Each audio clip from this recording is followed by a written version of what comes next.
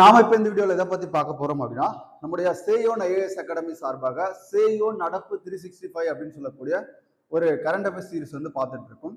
அதுல இன்னைக்கு வந்து பாத்தீங்க அப்படின்னா முக்கியமான கரண்ட் அஃபேர்ஸ் என்னென்ன இருக்கு அப்படின்றத பார்ப்போம். ஃபர்ஸ்ட் பாருங்க, உலக சுற்றுச்சூழல் தினம் எப்போ நம்ம கொண்டாடுறோம் அப்படின்னா ஜூன் 5ல கொண்டாடுறோம். ஓகேவா? ஒவ்வொரு ஆண்டும் உலக சுற்றுச்சூழல் தினம் நம்ம எப்ப கொண்டாடுறோம்? ஜூன் 5ல கொண்டாடுறோம்.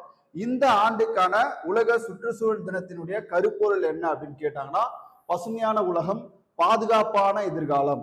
என்ன? பசுமையான உலகம், பாதுகாப்பான எதிர்காலம். அப்போ உலக சுற்றுச்சூழல் தினம் ஜூன் 5ல கொண்டாடப்படுது. அதற்கான கருப்பொருள், இந்த ஆண்டுக்கான கருப்பொருள் என்னன்னு கேட்பாங்க. பசுமையான உலகம், பாதுகாப்பான எதிர்காலம். அடுத்து பாருங்க, மிக பசுமையான ஸ்டீல் நிறுவனம் அப்படின்ற ஒரு நிறுவனம் அறிவிக்கப்பட்டிருக்கு. குறிப்பா யார் அறிவிச்சிருக்காங்க அப்படின்னா இந்திய அரசின் இரும்பு மற்றும் எஃகுத்துறை அமைச்சகம் வந்து அறிவிச்சிருக்காங்க. எந்த நிறுவனத்தை அப்படின்னு பாத்தீங்கன்னா அக்னி ஸ்டீல்ஸ்.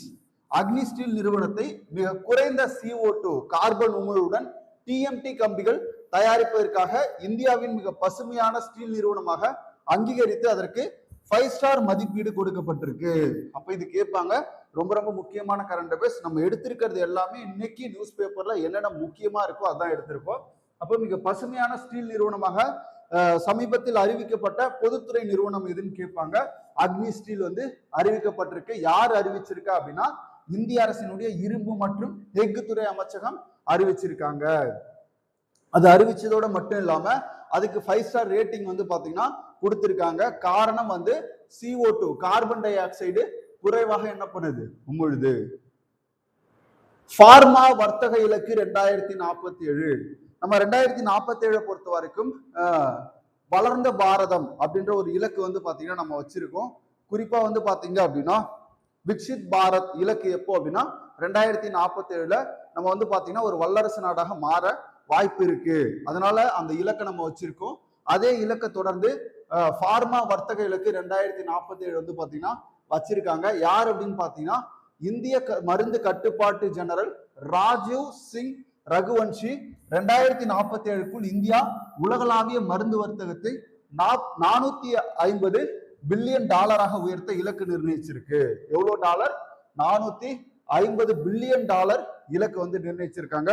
அப்ப மிகப்பெரிய அளவிலான மருந்து உற்பத்தி மையமாக இந்தியா என்ன பண்ண போகுது அப்படின்னா மாற போகுது. அடுத்து பாருங்க, பசிபிக் பெருங்கடல் ICTP திட்டம் ரொம்ப ஒரு முக்கியமான திட்டம். ஆல்ரெடி நம்ம இதை பத்தி தனியாவே நம்ம சேனல்ல ஒரு கரண்ட் அஃபேர்ஸ் போட்டிருக்கோம். அந்தமான் நிக்கோபார் தீவுகளின் காலாத்தியா விரிகுடாவில் அமையவிருக்கும் சர்வதேச கொள்கலன் மற்றும் மாற்று முனைய திட்டத்தை பாதுகாப்பு அமைச்சகம் என்ன திட்டமா பேர் மாத்திருக்காங்க அப்படின்னு பாத்தீங்கன்னா வியூக திட்டமாக பேர் மாத்திருக்காங்க.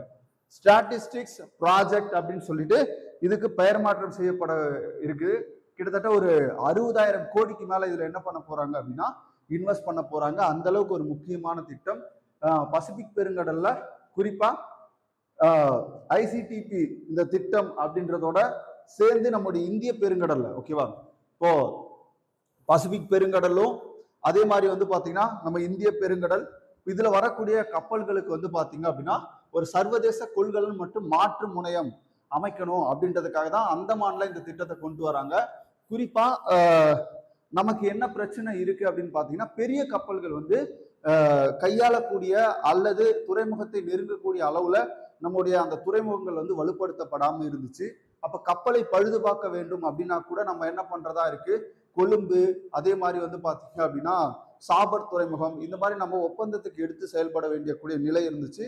ஆனா தற்போது இந்த பசிபிக் பெருங்கடல் ICTP திட்டத்துடைய ஒரு பகுதியாக குறிப்பாக அந்தமான் நிக்கோபார் தீவுல காலாத்தியா விரிகுடாவில் அமையவிருக்கக்கூடிய சர்வதேச கொள்கலன் மாற்று முனையம் வந்து திட்டம் வந்து என்னவா அறிவிச்சிருக்காங்க பாதுகாப்புத்துறை அப்படின்னு பாத்தீங்கன்னா வீக திட்டமாக அறிவிச்சிருக்காங்க. சரி, குயிக்கா ஒரு ரிவிஷன் பார்ப்போம். பாருங்க, பார்மா வர்த்தக இலக்கு எந்த ஆண்டு? 2047. கிட்டத்தட்ட 450 பில்லியன் அளவுக்கு நம்ம என்ன பண்ண போறோம்? மருந்து ஏற்றுமதி செய்ய போறோம். அடுத்து பாருங்க, மிக பசுமையான ஸ்டீல் நிறுவனமாக சமீபத்தில் அறிவிக்கப்பட்ட நிறுவனம் எது அப்படின்னு பாத்தீங்கன்னா அக்னி ஸ்டீல்ஸ். அடுத்து பாருங்க, உலக சுற்றுச்சூழல் தினம் ஜூன் 5. அதோடைய கருப்பொருள் என்னன்னா பசுமையான உலகம், பாதுகாப்பான எதிர்காலம் அப்படின்றதான் அதோடைய கருப்பொருள். இன்னைக்கான முக்கியமான கரண்ட் அஃபேர்ஸ் இது மட்டும்தான் நமக்கு நியூஸ் பேப்பர்ல இருக்கு.